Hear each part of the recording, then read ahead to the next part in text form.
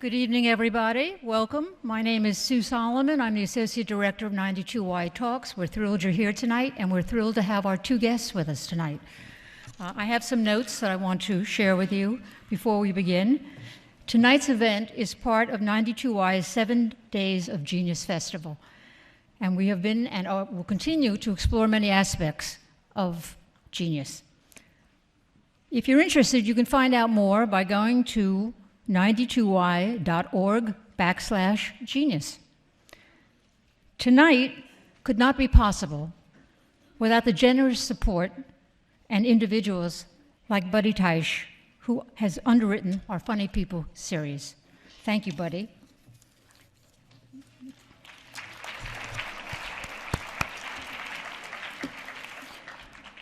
Our moderator tonight is really interesting. He's a Yale graduate.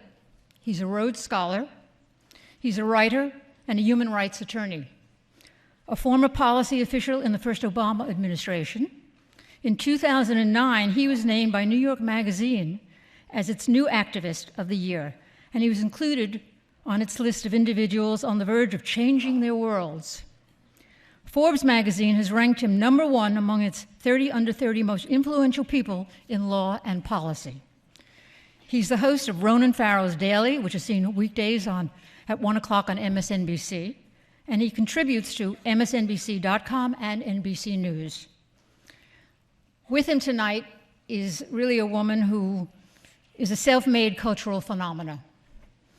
Her business savvy is matched only by her comedic talent. She's enjoyed multi-platform success as a best-selling author, a talk show host, a stand-up comedian, and an actress. For the past 6.5 years, she's been the host of E's wildly successful Chelsea Lately. She remains the only female to break into an otherwise male-dominated late-night arena. And in addition, she's a New York Times bestselling author. In fact, her latest book, Uganda Be Kidding Me, will be on sale in our art gallery next door right after the program, and she's signing. Please welcome Ronan Farrow and Chelsea Handler.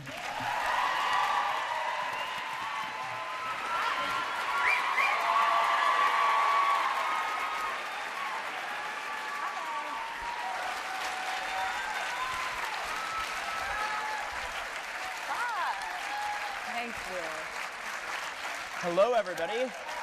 Thank you for joining. Hello, Chelsea, my old friend. How are you? Hello, Ronan. Thank you for having me. Hello. She was going to just get, like, an assistant to do this or something, but I was cheaper, so. Ronan actually is my assistant. I am actually her assistant. Totally true story. It's a tough job. So we met at, like, a crazy-ass Google retreat. We were seated next to each other at dinner. It was a room full of conference types. You know, there's this circuit of very fancy people. And instantly you rescued me from a somewhat inauthentic setting. A lot of good people there, a lot of good work being done, but not always the easiest to navigate and maintain your soul. You in those settings are very authentic. How do you maintain that? Well, I'm pretty much annoyed by anyone in general, so I have no problem showing that. How am I doing? You're doing great. No, we went to this, and they flew everybody in on these 737 Very planes. fancy. I mean, it was just such a ridiculous experience. And while you were flying to Yellowstone Club, I think the location was supposed to remain a secret, but not anymore. The pilot would come up to you, or not the pilot, the flight attendant would come up to you and say, okay, here are the fleets converging. One plane was leaving out of DC, one was leaving out of Boston, another LA, and New York, and I just thought, the planes are I'm like, I felt like we were going to Russia. I'm like, this is crazy. And then we all landed. This is a military-grade operation, so Ariana Huffington can have drinks with Ashton Kutcher, essentially. And she did ask us to blog about it for the Huffington Post. Well, this is being streamed live on the Huffington Post, so and she's God watching. Bless her. Thank you, Ariana. But those are, you roll in those settings a fair amount, right? And I was reading one review of your book where they were like, this is really funny, and it is, by the way. Uganda Be Kidding Me is a very good book. I read it last night, dutifully. Thank you. I prepped for this thing like it was a PhD dissertation defense. She's a complicated subject. But one of the reviews I was reading was saying, it's very funny, we like it. But she does, it is a litany of, a fancy lady going to fancy places and then complaining. I don't agree with this assessment because that person has no sense of humor. But what do you say, and do you yourself reflect on the critique of it's easy to get out of touch when you're in these very rarefied settings all the time? Well, first of all, I'm from New Jersey, so... Yeah. So I'm not anything that anyone... what I have now is not a reflection of my childhood. What I have now is a reflection also very much of my childhood, because I looked around and thought, this cannot be the life that I lead. I mean, my parents had no game plan at all. I don't even think they had a bank account. So I take everything I think with with a very self-deprecating sense of humor, like, this is ridiculous that I get to go on these vacations. By no means do I live a life thinking, this is generation after generation of having the world at my fingertips. I get how fortunate I am, and part of the reason why I feel so lucky, because I don't think that anything I do is particularly challenging, I don't know. Look, I'm new to the TV business, but it's hard, man. It is hard, but everything's hard in the beginning. She's training me. I was training him because, we were having a conversation just before dinner, or just before this. We had a little bite to eat at his new home at the NBC at 30 Rock. Rockefeller Plaza. And he was talking about reading comments about himself online, and I told him never to go online again. But it takes about 3 months when you have a show on the air that you have to train your brain not to do that much damage to it, because it's impossible not to read bad things about yourself and not to get down and not to feel, it's such a horrible feeling and people pick you apart. They pick apart the way you speak, the way your arm looks. Is one arm is bigger than the next? And they're like, well, is one of my arms bigger? Oh my God. One arm looks huge right now. Yeah, well, I know. I mean, believe me, I've looked into it. I'm like measuring them. I'm like, wait, what's happening? But it can be a terrible, you can either play into that, or you can completely decide to remove yourself from that. And there are people who remove themselves a little bit too much, who have no sense of what's going on in the world. So it's important to read the news, but don't read the news about yourself. It's a really important point. I'm glad we got to that early in the conversation, because it's something that I meditate on, and it's easy to let the toxicity... You should stop doing that as well.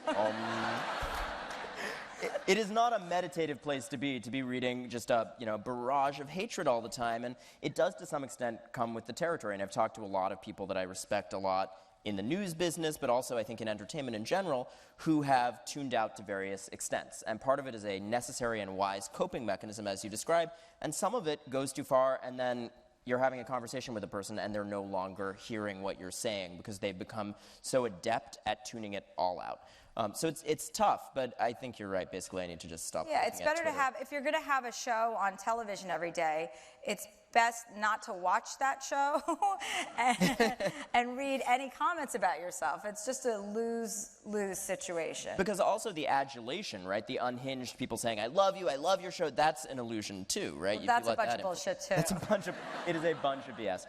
So how do you think things got so inhumane? I mean, I look at, it's very interesting actually, because I think it's somewhat nuanced. I think on Facebook, people are tied to their actual identities, so it's a little nicer. I put a question up on Facebook and I get, detailed, somewhat civil answers. Also some, hate speech, but some real legitimate answers. And, you put it up on Twitter and you get, a legitimate answer, some detail, and then also get cancer and die. So, that's something to contend with. And I do think anonymity has had a pretty profound distorting effect on what people are capable of saying to other human beings. Well, absolutely. And I also think you have to look at that format. Look at people who are anonymously critiquing someone else. And what is that? I've never done that. I've never gone online, and I've never even Yelped. So I can't imagine going online and seeing a picture or talking and ripping somebody apart. It's just not a good use of anyone's time. And you have to think about how toxic that is for the person. And then the people go on and write nice things. Obviously, that is a good use of their time. And then you're like, oh, look, this person likes me. I mean, it's a very, the yin and yang of it. I mean, I know you have to go through a period where you really care what people think. But if you care too much about what everybody's thinking, then you're not going to do a good job at what you really want to do. And, you know, I was telling him earlier, I said, there's always a guarantee that there's people are going to hate you. Anybody who likes you is icing on the cake. And I always, whatever I do, whether it's stand-up or a book or my show, I'm always catering to the 10 people in my brain that like me. There's a great Rudyard Kipling poem about that, describing both of those things as illusions that have to be avoided. I think that's the right sentiment here. The culture of mean, though, isn't just on the outside, right? It's in what we do, and this is something we were just talking about as we were about to walk on stage. You know, a lot of comedians grapple with how mean do you go? Because look, let's be real, mean is funny a lot of the time. And there's definitely a tradition of, you know, particularly late night comics in the milieu you work in who traffic in mean. I wouldn't refer to E as a milieu, but go ahead. I think that's actually in their contract, Eddie, not to use French words. It should be in mine. Shake a can of coins in my face, Chelsea, if I use a French word, please. But, you know, I do, Craig Ferguson is a great example of, he gave a monologue at one point saying, I'm tired of being mean. You know, I've been too mean for the sake of the joke. You can get snarky. I myself have gotten snarky sometimes, and I try to catch myself and pull back. I'm not in a comedy setting in the way you are. How do you deal with that, and what's the right balance? Well, I mean, I think, you know, as I've gotten, I've been on the air for a little bit over 6 years, and, you know, I feel like I've gotten a lot less mean, and I think the idea when you're a comedian is to have a point of view. So when you have a point of view, you want to exercise that right, because it separates you from other people who are similar to you. You know, that girl's just like that girl, or she's just like that guy, or whatever it is.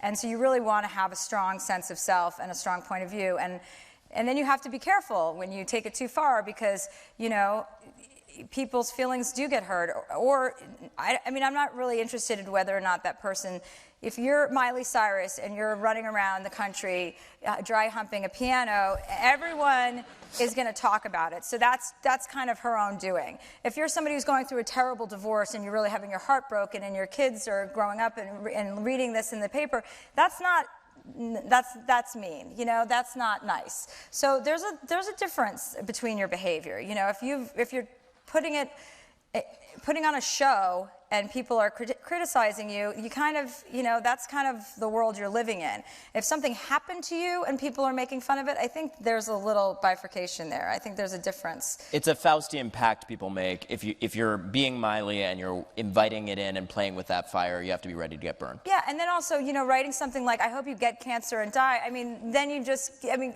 who, have you ever said that to anyone?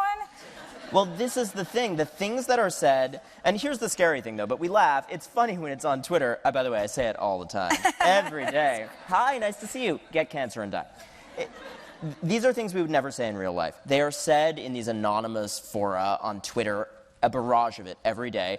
She has learned not to look at Twitter, as we've established. I have yet to. I'm working on it. But also, I think that tone has infiltrated what now passes for mainstream media, right? It's on blogs, it's at sort of these hybrid publications, a lot of which do great reporting, but also which don't have the kind of old school, stodgy fact-checking standards. So people are able to put out very toxic things with a platform they've never had before. How do you go up against that? I mean, you're choosing to be in this media world at this time. Which of those things presents a problem for you? None of them, because I mean, I'm not worried about what everybody else is doing. I think it's really important to be concerned with what you're doing, the people that work for you, making sure everybody's in a happy work environment, making sure everybody's having a good time most of the time. You know, sometimes I'm a real bitch, but I try not to be one every day. You know, and I mean, I don't think that deserves applause, but I'm into it.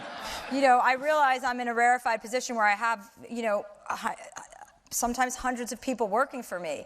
And that's, I always think, oh no, how did this happen? Chelsea Handler has literally thousands of people working for her. Millions. She has an arm. She has millions of people working for her. Thousands of coining a new term. But I love that you keep saying, you know, I'm in a rarefied setting, and you're self-aware about it. I have the same reaction. You know, we talk about things like that conference, and I'm in awe. I'm like, wow, famous people. This is cool. I mean, this is not my thing. And I feel fortunate for every one of the opportunities I have that I know is incredibly rare. You came from a background where that wasn't the norm. You came from what you described earlier to me as a modest background, Livingston, New Jersey, right? Yeah.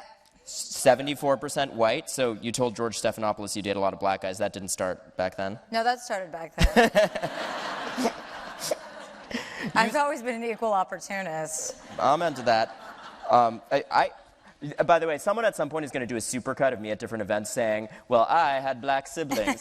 Some of my best siblings were black. But I did grow up in a multiracial family, so that started early for me. Well, he grew up with 14 children, so when anybody ever makes a comment about you, well, 14, yeah, okay, siblings. I did not have the children. I don't they think were not anyone mine. thinks you had 14 children. But when My people, figure is still amazing. When people make comments about you growing up in this ridiculous environment where, you know, everything was handed to you on a silver platter, it's a joke because I know that's not true, and it was quite the opposite. I mean, your mother was nice enough to give so many homes to so many children that needed one and you weren't living like that. You guys were fighting over food, and I don't think people think of you and, oh, come on, and they roll their eyes. You were fighting over food. I've heard stories from you about that, and it wasn't a rarefied experience. Thank you. I mean, look, it was a weird experience in a lot of ways, but I grew up, it's not quite what people expect. You're right about that. I grew up with 14 siblings, many of them with disabilities and special needs, and you know, for most of my life, a single working mom who, you know, if you're an actress at a certain age and you're taking care of that many kids, it's a lot of overhead and not a lot of work. So I'm proud of, you know, what she did, and it was not always the easiest. So, yeah, people do have assumptions and expectations. And what do you think the number one thing that you face in terms of how people assume you are is that bugs you? I don't know what people assume, really. I mean, I just assume that they don't assume anything about me. I mean, I don't think, oh, gosh, I've got to walk in there and show them. You know, when I was younger, I had to be I wanted people to know I was smart. Like, I had long blonde hair, and I was the youngest of 6, so my brothers and sisters really kind of fawned all over me, and my parents slept a lot. And I went to school, and I just wanted everyone to know I was smart because my dad put so much on me being the cutest and the littlest. And so I was like, okay, I don't care. I don't want to play the pretty card. Meanwhile, I was 5. I'm like, I'm not going to let this. And then I did stand-up. I got into stand-up, and I was such a tomboy, and I never dressed up. I was always played everything down. I always had my hair back, and people were like, she doesn't know anything about fashion. She doesn't want to look good. And it's tough for women in the glare of that spotlight, especially, right? Yeah, and I wanted to be heard just for my voice. I wanted people to know I was smart, I was funny, I had an opinion, and I didn't want to look good. I didn't want them to go, oh, she's only up here because she's pretty. So you can't win. And then now I want to look good and be funny. So suck it.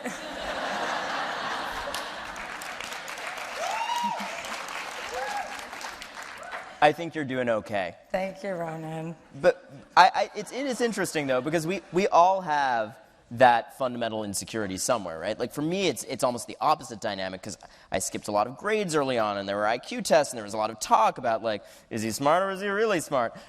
And by the way, neither is true. But that must have been so hard. It was so hard. It was so hard.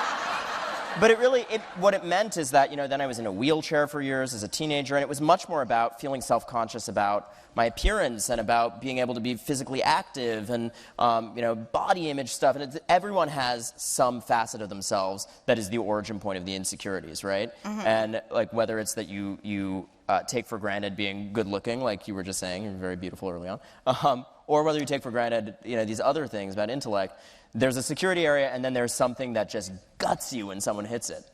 Yeah, absolutely. I mean, a lot of things can gut you. You know, you can get your heart broken in many different ways, you know, whether it's with things can shape you for the rest of your life. And people can say, you know, your father or your mother can say something to you that's completely flippant, and it affects you every day for the rest of your life. It's the one thing you hold on to. A teacher can say that you're not valuable, or your favorite teacher can tell you that you are valuable, and that stuff carries through for the rest of your life. So, I mean, there are so many things that shape a child's brain and that makes you who you are and kind of points you in the direction that you're most likely supposed to end up in.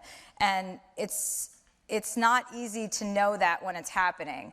And if anybody could ever, you know, tell you when you're young, oh, this is all going to come together, it's going to work out. If somebody had told me when I was 16 and being, you know, I hated high school. I wanted it to die. I just didn't understand why I had to keep going. I thought I was smarter. I didn't have to go to all these classes. I'm like, isn't there just a test I can take? My dad's like, you did, and it didn't go great. So, and I, you know, just the social aspect of it alone, not fitting in, or being with the popular girls and then being dumped by the popular girls. Why do you think you didn't fit in? There's a quote I read from you was, you said, we lived in this nice Jewish neighborhood. Everyone had a Mercedes and a Jaguar, and I was going to school in a Pinto. So was it that you were the odd person out socioeconomically? Was it this intelligence insecurity that you were talking about? Not wanting to be known for your looks, wanting to be known for your mind? What was the thing that set you apart from the crowd? It was socioeconomic, I think. I mean, my parents lived in this nice neighborhood, and we were, you know, I don't know what they were thinking. I mean, they just had me as an afterthought and thought, I guess she can just raise herself. And they really were done. They were spent. You know, my brothers and sisters are all older, and they were all off in college, and I just kind of, I didn't raise myself. I mean, that's quite an exaggeration. But my sister and brothers took a lot of care of me when they were around, and they shaped me more than my parents in many ways. You know, until I was older, and my parents could relate to me in a different way. But you know, my friends' parents wouldn't even allow their kids to come over to our house because we had so many used cars in the driveway. I mean, you didn't know what my parents did for a living. They'd be like, and they'd talk about me when I'd go to their house, like, she should spend the night here. We don't know what her parents are. I mean, and I would hear them because I hear everything. I can hear everything anyone's thinking. And I could hear them, and I just, you know, the self-esteem just goes and goes, and then and I just started to make stories up about, because I didn't want people to feel sorry for me, and then you make stories up to overcompensate for people feeling sorry for you, for other parents talking about my parents. It was just really embarrassing, and it wasn't some terrible childhood. I mean, I got a lot of material on it. This is my 5th book, so I'm grateful. This woman has had 4, count them, 4 New York Times bestsellers. No big deal. And unlike Ronan, I never went to college, so that's the state of our country. Look, it barely counts. I went when I was 11. I don't remember any of it. I was so drunk. You define a lot of your childhood in terms of cars. I'm hearing the cars your parents had, the cars the other people had. That's the barometer, right? It was because cars were they were just the symbol of what was wrong with our house. There were just so many of them. None of them worked. There were batteries strewn across we had a circular driveway, which sounds nice, but we made it we besmirched it so much with those cars. And the cars, and I'm not exaggerating, I mean, every one of my brothers and sisters and myself included, we have stories about my father forgetting to pick us up from either school, Hebrew school. I mean, I walked home in a blizzard when I was 11. And when they did pick you up, it was like the car couldn't even slow down because it might stall, and you had to just jump in like the side door. My dad would be like, get in, and you're just like, oh my God, it was just so embarrassing, and it sounds like such a stupid thing, but I mean, I had to buy a Bentley when I got successful to make myself overcome that. I was like, okay, I just know that I'll never have to live like that again, because you didn't know if the car was going to start. You really didn't know. You know what's funny is when I first got a ride from Chelsea, it was a brand spanking new Tesla electric car, and she was so excited about it. There was a lot of car conversation, which only now I'm putting in context and it's making sense. Mm-hmm. No, I have a car. I have that, whatever men have about a small penis, I have it with cars. I have a car complex. She has a small car penis. You also, by the way, called Elon Musk Elon Tusk. Yeah, that's something I do often too. Elon Tusk, my words. Maker of the Tesla. You're on a serious note. You talked about your siblings and the fact that they basically raised you. Your brother Chet died when you were young, 9, I think. Yeah, I was 10. What kind of effect did that have on you then, and what effect does it have on you now? Well, I mean, it had he died suddenly. He was hiking in Wyoming in the Grand Tetons, and he literally fell off of a cliff. So it was not, something that you could ever prepare for. But I mean, that was pretty terrible, and we all kind of sustained a huge injury from that. But seeing your parents go through that, I think, is kind of the worst thing to see. Parents losing their child is just something you don't ever want to witness at all. And I know you have experience with that yourself. And I'm sure you can speak to it as well. It's just, you don't ever want to see your parents fall apart like that. My parents weren't really that together to begin with, so this was just kind of like, I'm like, oh no, another blow. And I also lost my brother. He was the oldest, I was the youngest. We had a beautiful relationship. Some you don't know if you've actually made up in your head or if it's real. When you have those memories when you're a kid, you're like, did that happen? Did he love me the best? Was I his favorite? And you kind of make things up and you create your own, there's a little bit of revisionism going on. So it was all in all, I think I'm a fuller person because of it. I had a lot of experience with loss, and I don't think I dealt with it until I was much older. But, you know, I mean, my brothers and sisters and I all have good relationships, I think, because of it. Yeah, I lost one of my sisters that I was closest to, my sister Tam, when I was a kid, and then I lost another when I was in grad school. And you never really fill the hole that's left by that. It becomes more numb over time, I've found in my experience of it, but it's always there in some way. And I think that's a really eloquent way to put it, that you're fuller as a result for having had that loss. Yeah, I mean, people always say, you know, when I hear about a family that loses a child, I'm like, oh God, no, they only have one other kid. Like, we had 6 kids. I'm like, at least we have more kids, you know? I mean, but you don't understand the vacuum. I mean, the space it leaves. It's like, you know, people would say to me, I went to school, it happened over the summer, and I went back to school, I think I was in 3rd grade, and people didn't know what to say when you're in 3rd grade. They don't know how to say, oh, I'm sorry, your brother. And I'd be like, it's okay, it's fine, we're fine with it. Like, we had gotten over it, because I was so uncomfortable with even discussing it. And you just never think, people always say to me, how many kids are in your family? And I always say, 6. But in my head, I go 5, but not 5, it's 6. It's 6, you honor the person. But then, you know, the number's never the same. You just think, we're not a full family anymore, we're not complete, there's one missing, it's not 6, it's 5. And so there is that space. It doesn't matter how many kids you have, but, you know, I am glad that we had other kids, because if you just had each other, I don't even know how people get over that. Yeah, and you're right also that I think a mother losing a child, I mean, whatever it is for you and me to lose someone like that, just seeing my mom go through that was so wrenching. I mean, that is a person torn apart. There's nothing worse. Yeah. Well, on a more happy note, you eventually then had this tremendous drive that developed, I mean, through this combination of being a fuller person, through some suffering, through clearly liking the spotlight and also wrestling with the way in which it was complicated, with those comments about being perceived to be beautiful and being uncomfortable with that and wanting to be known for your mind. Why it was acting initially, right, that you were drawn to? You know, especially if you wanted to be known for your intellect, which is real and prodigious. Why acting? I mean, it's not that I think I'm some genius either, and it wasn't like it was like I was a supermodel. It was just, I mean, my dad. I mean, she's being modest. I just had this. I don't know, I was getting attention the wrong way a lot. I spent a lot of my childhood getting attention the wrong way. And I wasn't really being honest with who I was. I was always kind of deflecting the attention, whether it was for my brother dying. I mean, it all started there, I think. You know, I was getting attention for that. I didn't like that. So, and then my family was kind of torn asunder, and you had to get attention from, I was the youngest. I was the kind of center of attention with my brothers and sisters. And then when my brother died, everyone was paying attention to their own grief, and I think I was acting out to try and get back what I had lost, and no one was really paying attention to a 10-year-old because they thought I didn't understand what was happening.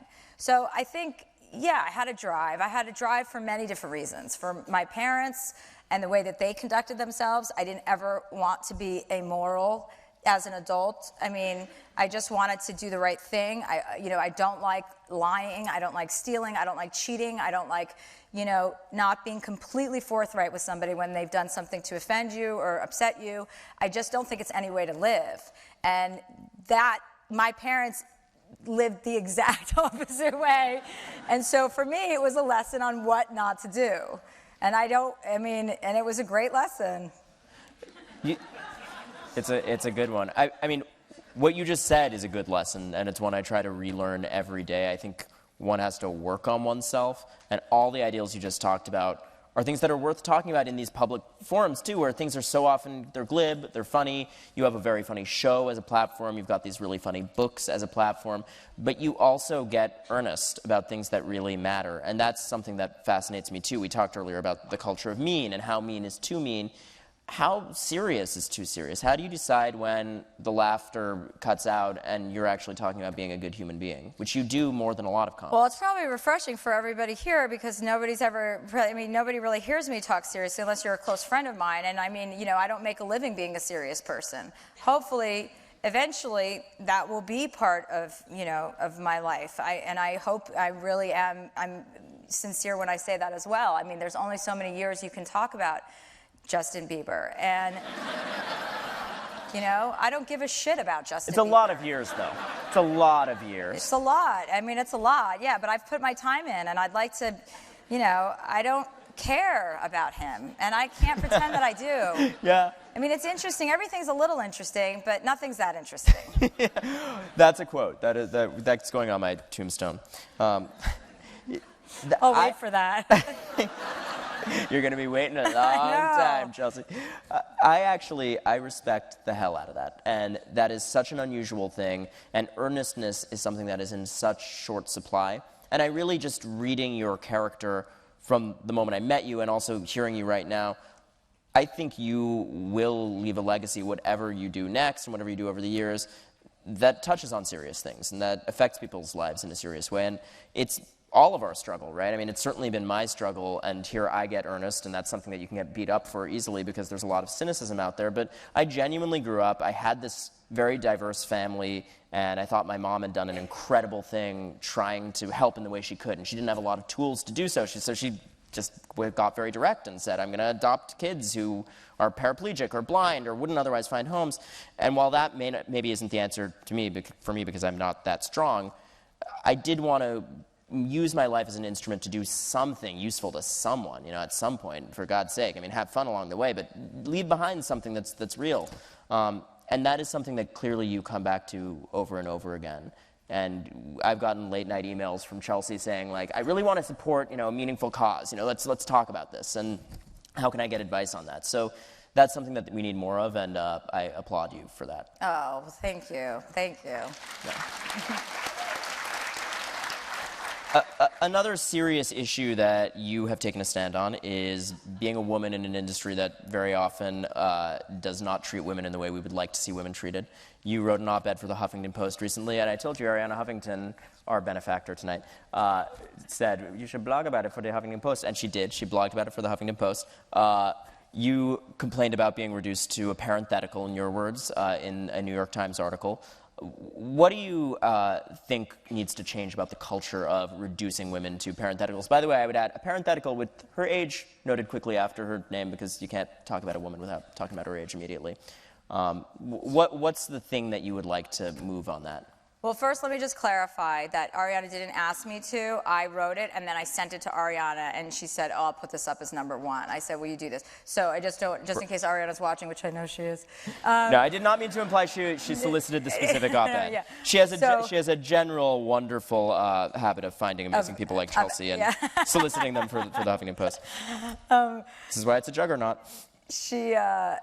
No, I mean, I've been marginalized for so long in the press, and I don't really care. I've never thought of myself, I wrote what I wrote because I meant it, and I just thought putting me in parentheses is a different level. I saw my picture on the cover of this, whatever it was, the style section or the, funny section, and it said, it was my picture. I go, oh, look, I'm in this article. Finally, I'm in the article with all the guys, because it's sometimes I'm not, sometimes I'm in a side, and sometimes they actually talk about it. And I thought, oh, this is great. And then I read the article, and I'm like, oh, my God. I mean, really? This is what you wrote? That's the only mention of me? And then I just It was sort of a litany of men and what they were doing, and then it was also there's a lady, in parentheses. Yeah, Chelsea Handler's the only, in parentheses, the only female late-night host, 38. So, and then Bill Carter, who wrote the piece, was asked by Rolling Stone what he had to comment on me writing an op-ed piece, to explain what, the definitions in the dictionary of a parenthetical and what it means. And it means, it means less than, it means an aside, it means an afterthought. It means, there are a bevy of different ways to say it. But it wasn't, and he said, well, I mean, I just was given her picture on my desk and I had to write something about her. And I thought, all right, well, I'll just let you keep talking. Well, I think it worked. Your staff is 50% women, is that right? Yeah. There's not a lot of that going around in entertainment. There's especially not a lot of that going around in comedy. I mean, Saturday Night Live wanted to find a female black comic, and it was like a search for a precious gem of which there's only one in the universe. It was months, and it was a big announcement, and which, by the way, it's wonderful that they did that and that they gave that publicity, and it's a great outcome. But it's hard in comedy, right? And you made this choice. How deliberate was it to staff up your team in that way? You know, I get asked this question a lot, and it's kind of not that deliberate. I'm a woman, so I relate to other women. And if you're a woman and you don't, then you should really think about what you're up to.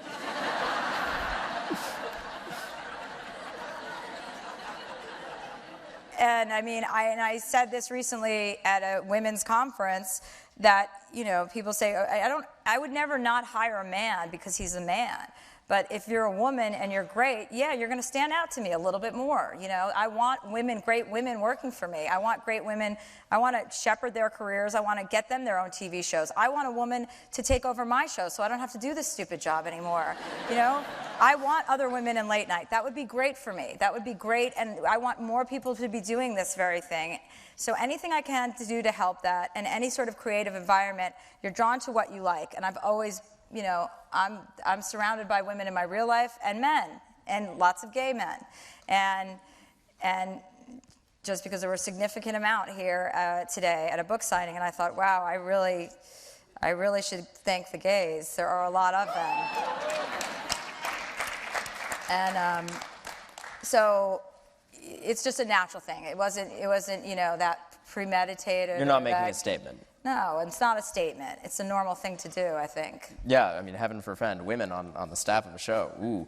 I actually, just through happenstance, and for me also not a statement, I've staffed up 2 offices in my life. I ran a team at the State Department, all women. All women. All right, a smattering of applause for that.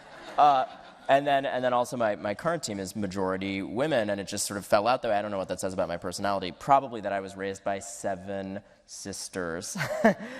lot of ladies going around. And actually, there have been times in staffing up those offices where I thought, you know, maybe just cutting it with like one dude just to break up the, you know, women they solve problems in a different way sometimes. Sometimes a very productive different way. I think the world would actually solve a lot of its problems if we had more women in power.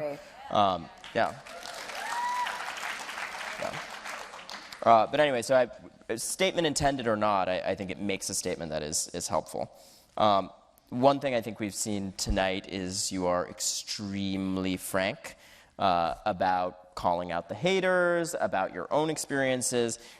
You called Perez Hilton an a-hole. You've called a lot of people an a-hole.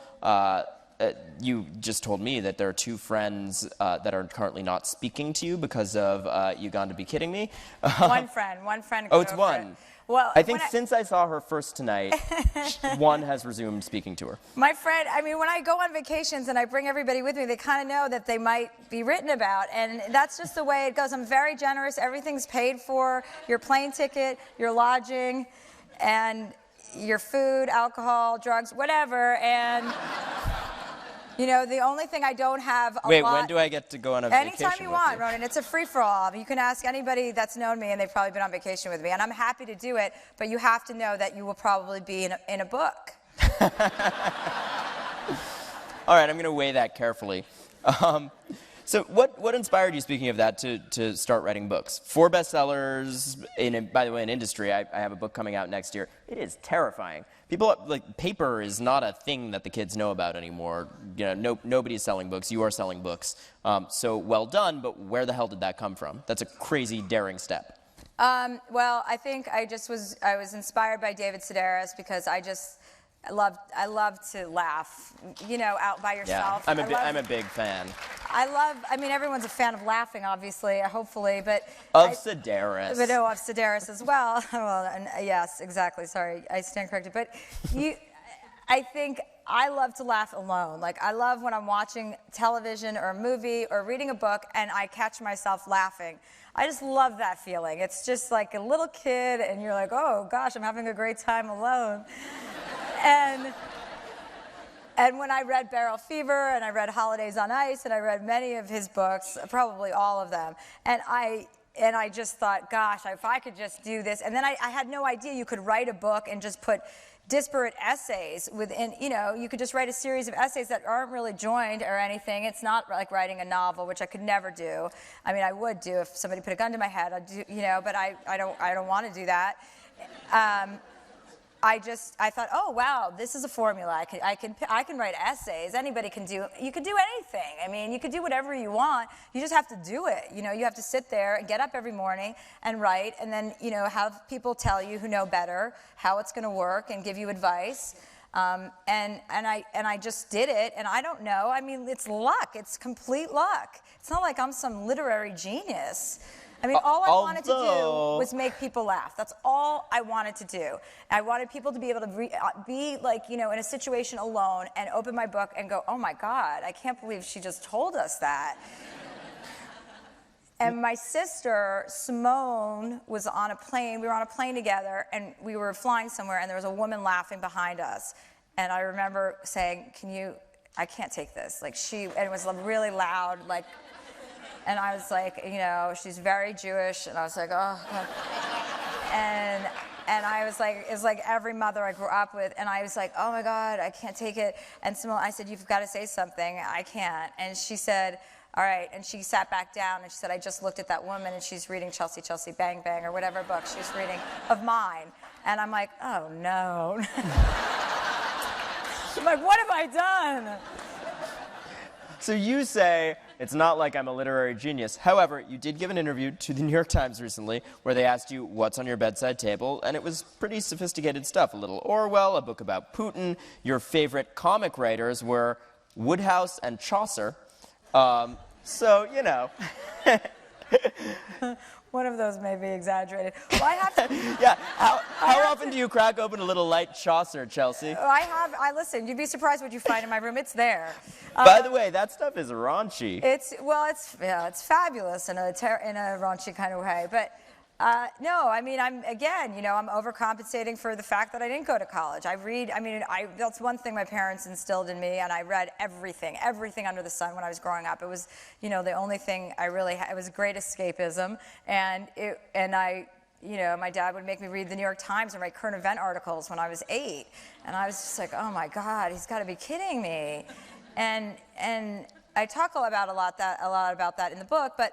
I do make myself read stuff that's really challenging because I don't want to be an idiot. Yeah, I think it's working on that, too.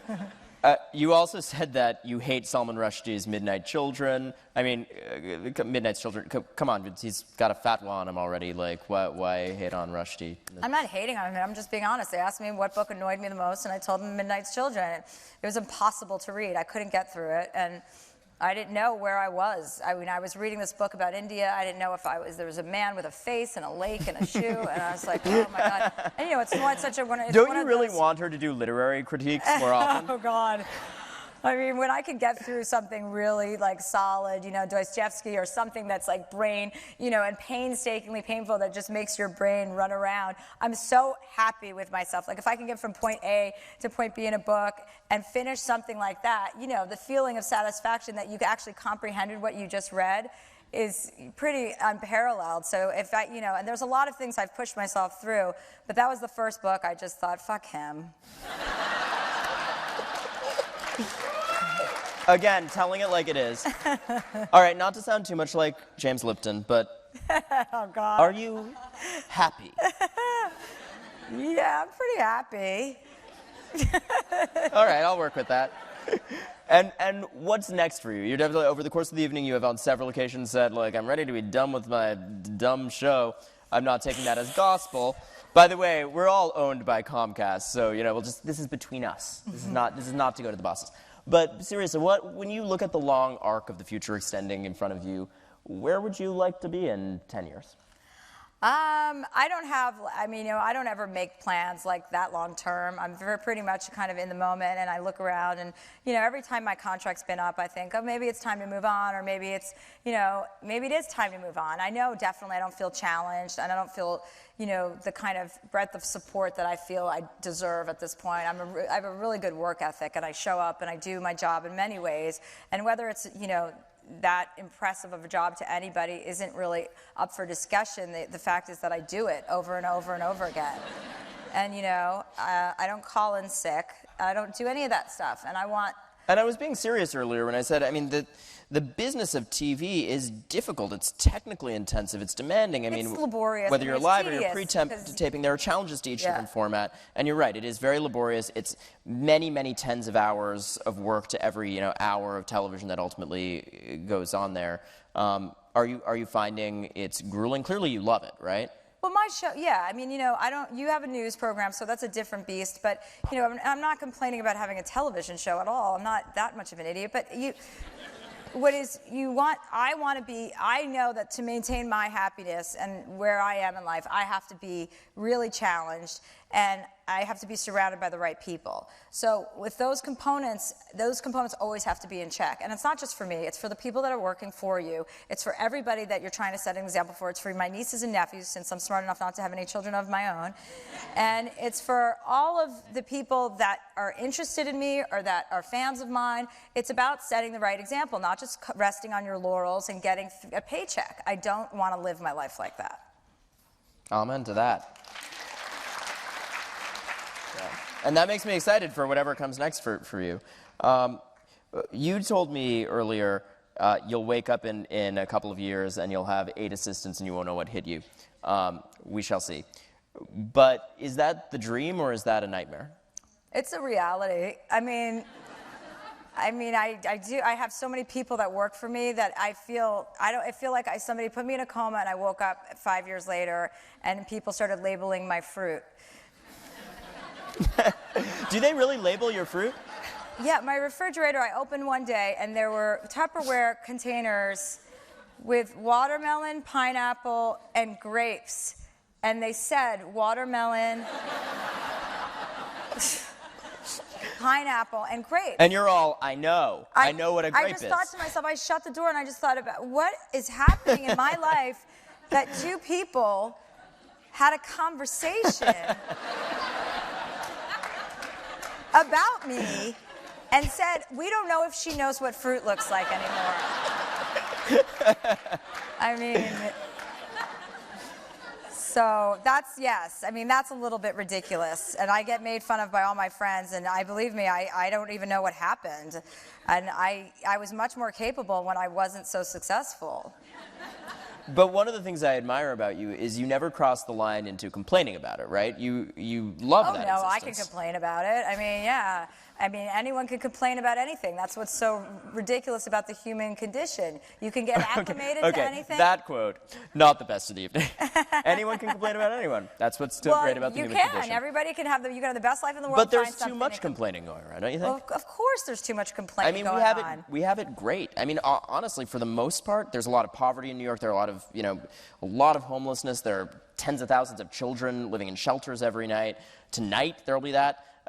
But most of the people in this room are going to actually have relatively little in the global sense to complain about. And I have nothing to complain about. I mean, and when I catch myself, I really try to work on that. And I do, as modest as you are, see you as a model of someone who doesn't cross over into complaining about it, at least not without acknowledging how fortunate you are as well. No, and listen, it doesn't matter how much good or bad there is.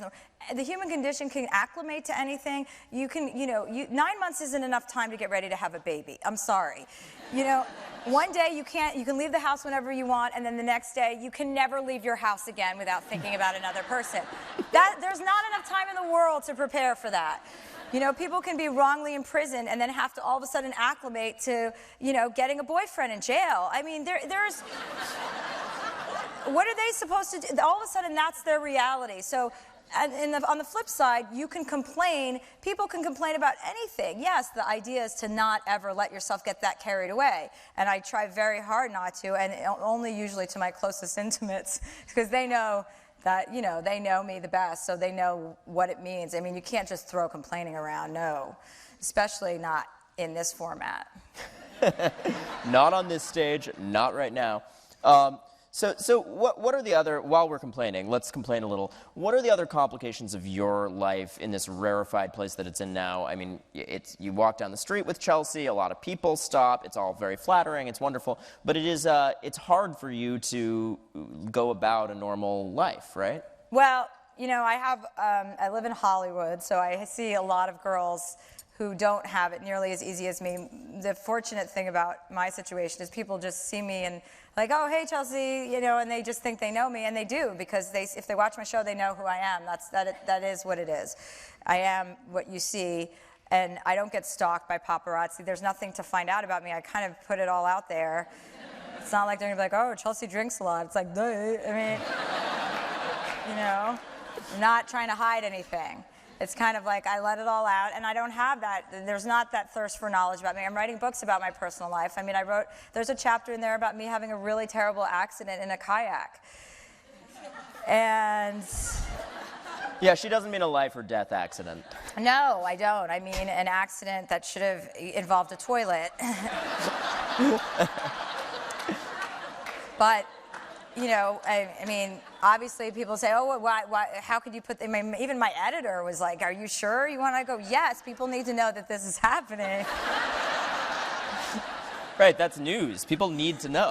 People need to know. I need to that know. It's happening. I'm sure if you look to your right and you look to your left, somebody has had an accident, and they need to be forgiven. Oh, I am not getting drawn into this one.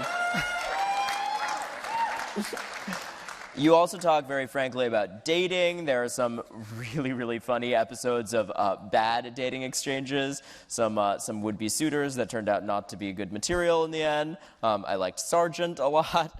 What's the big difficulty in terms of being somewhat set apart from the public? It's funny because you talked about being set apart from the crowd as a child, and now you're sort of set apart from the crowd in other ways of your own making, some of which are wonderful but are also complicated now as an adult. How hard does that make having a romantic life? Not hard.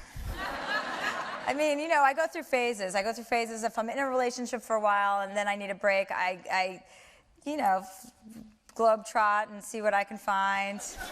I mean, I kind of have to take advantage of it. It's kind of everybody's dream. I mean, it was my dream to grow up and just like, you know, have a great opportunity. I can take care of myself. I have enough leisure time to enjoy my life, and I like to enjoy my life. I like men a lot. Wow, there was one really big applauder. Other people like men. There was one person who started it who was just really into that comment.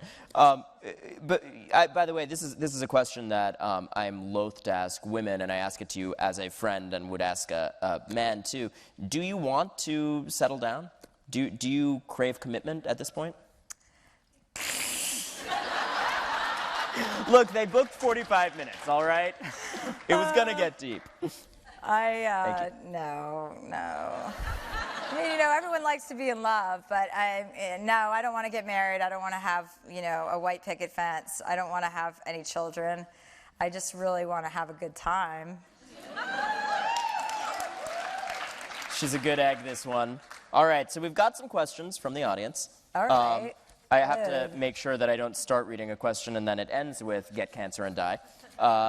But this one looks like a good one. Thank you to whoever submitted it. You'll recognize as I read it. How do you deal with intimidating men, especially when it comes to your love life, apropos of what we were just talking about? It's hard to be intelligent and attractive, ... Any pointers or stories? You know who you are. How do I deal with intimidating men? No.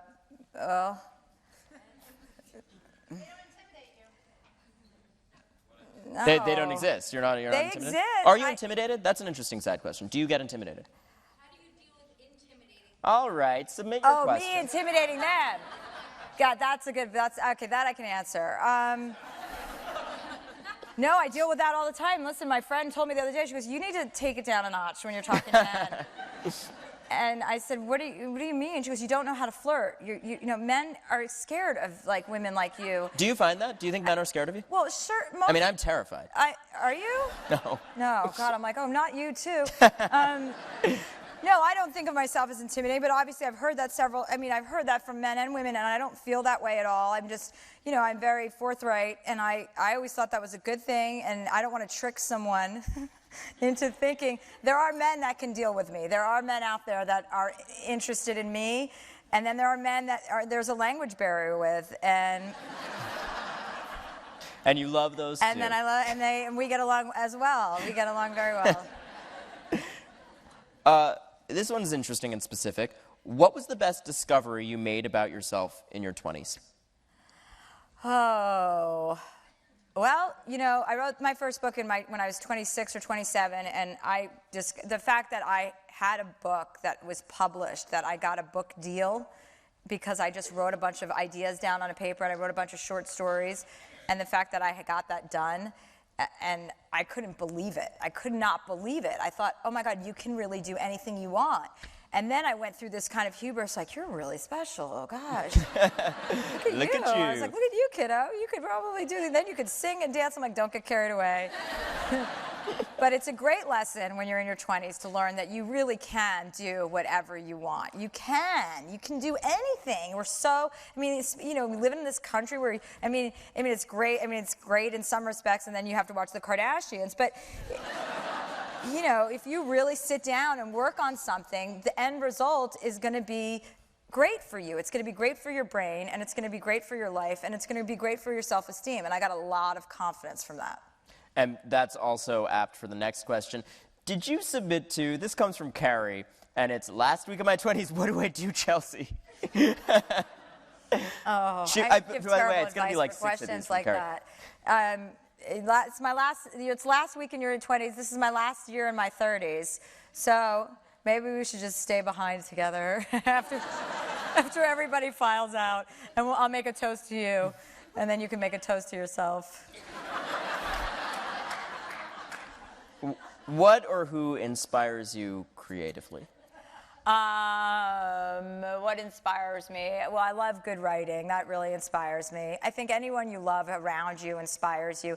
My friend Jane Fonda, not to name drop, is here tonight. I find her incredibly inspiring. She's an amazing woman who is... Sorry, she probably tried to sneak in here, and I just announced it. But she may have she left can run by faster now. than all of you, so she'll be out the door.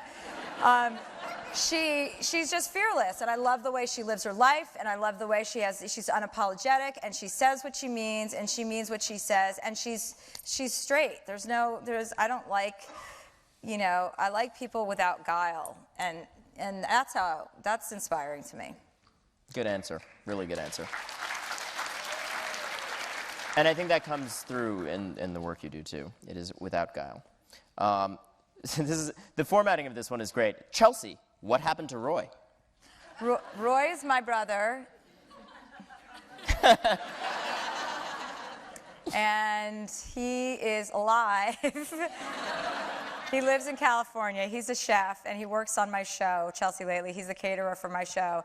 He's there. All right, we're going to leave it at that. Next question from the same person who did a list of Chelsea, Chelsea, Chelsea, and then each question. Bravo to you, sir, or madam. Chelsea, have you become more or less conventional over the last decade? Conventional? Conventional. Oh, I hope not. I don't think so. All right, that's fair. Who is the one guest you haven't had but desperately want on your show? Michael Jackson.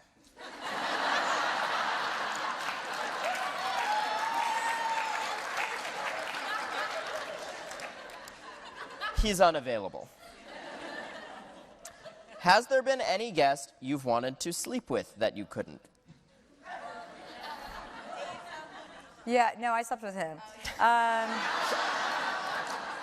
Yeah, there's married men. I don't try not to do that. But yeah, there have been some cute men that no, I don't really, once you're married, it's kind of not an option. But yeah, I've looked at men like, oh, that would be great if he wasn't married. I mean, dating, having your own show, Ronan, as you'll learn, is a great way to meet people. Noted. What was the inspiration for Uganda Be Kidding Me? Where'd that idea come from? Well, I went to Africa, and I grabbed 6 of my girlfriends, my sister Simone and my cousin Molly, and then 2 of the girls I work with, and then my best friend who lives with me. And I said, let's go to Africa, and my break was 2 weeks away. And they said, what, now you want to go to Africa? Because I like to do everything. I'm very impulsive, and I don't really have, you know, any structure. So I had broken up with a boyfriend, and I was supposed to go with him somewhere, and I'm like, I'm not going with him, and they all have relationships, and I'm like, great, now we have to break up with our boyfriends? And we went on this trip, and we went to Africa, and it was like, I mean, it was whatever people think the worst things about Americans are is probably because of me. I mean, we went there, and we had the most amazing. It's the most amazing trip you can possibly take, I think. For me, it definitely was, because you're just transported into another another world. Literally, you're on another planet, it feels like. And it takes so long to get there that you're like, maybe I'll just stay. And it was just so much fun, and we taught Africa how to make a margarita. They didn't know about margaritas.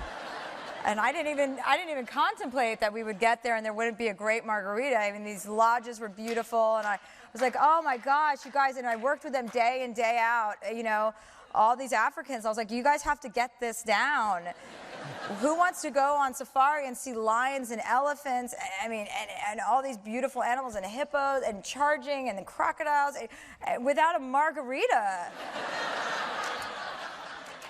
And then, they know how to make a margarita now. So if you go to Africa, you're welcome. All right, the colonial legacy of Chelsea Handler. By the way, I think the one loud clapper on the margarita comment was also the loud clapper on you being attracted to men. Well, I'll see you later. So another Uganda Be Kidding Me question. What are your thoughts on the anti-homosexual laws recently enacted in Uganda? Well, I mean, it's not. Arizona was one. I mean, that was so. In this country, I was like, oh my gosh, we can't. I have a show scheduled there. I'm like, I can't go to Arizona. Did you pull out of the show? Well, no, because they're going to overturn that decision. I mean, the judge. So you waited on Jan Brewer signing the decision to veto, and yeah, would you have canceled the show? Probably, absolutely. I don't want to go to. I mean, come on, this isn't the Dark Ages.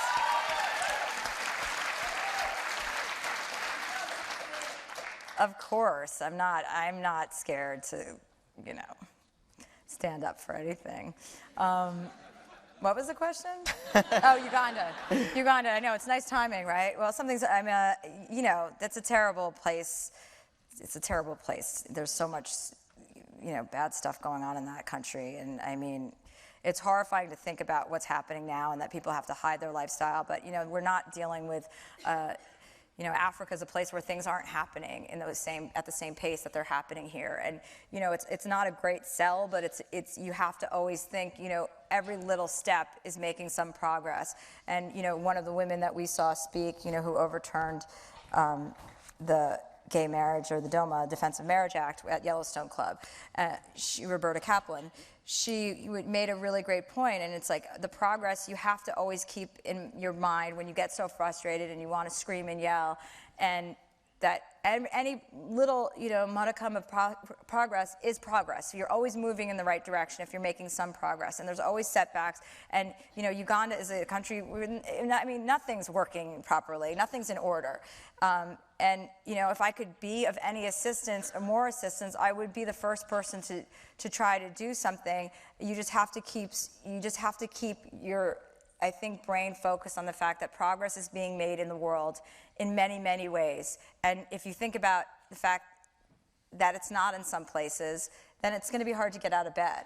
And people who have an opinion and have a voice need to be getting out of bed every morning and saying stuff. And it's good to be talking about. So I'm against it, to answer your question. The only way that question could have made news is if you had been like, actually, about that. I'm with them. I'm with them 110%.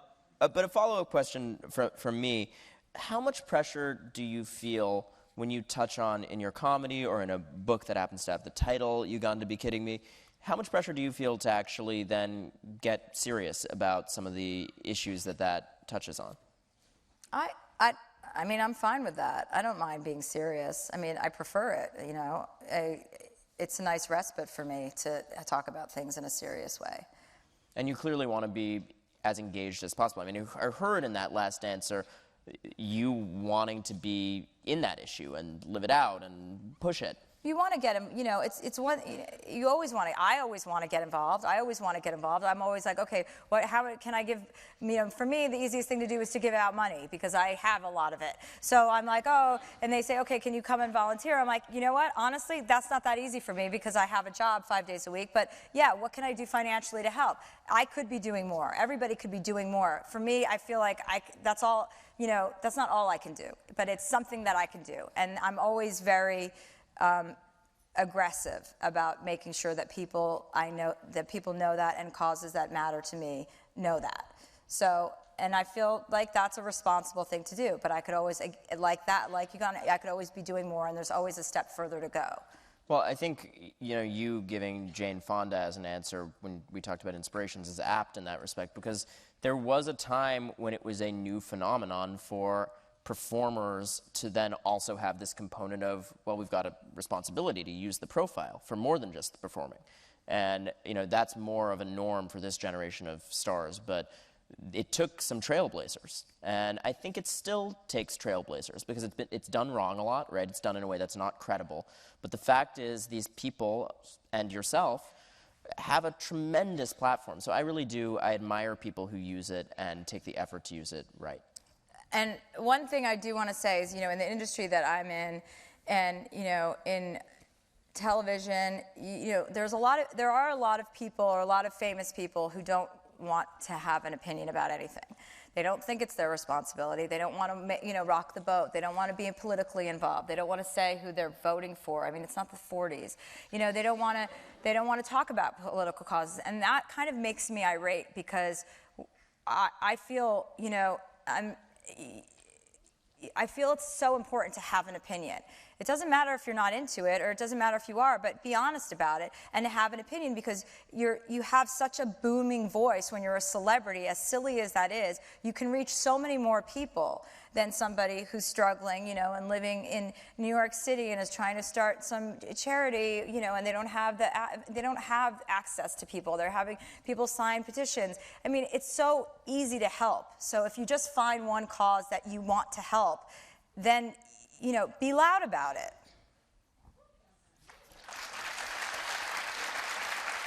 All right, I think we have time for one more, and I think this is a good one to end on.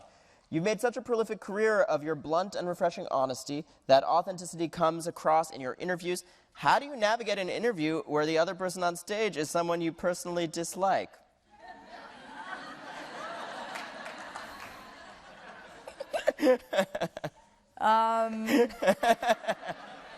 I don't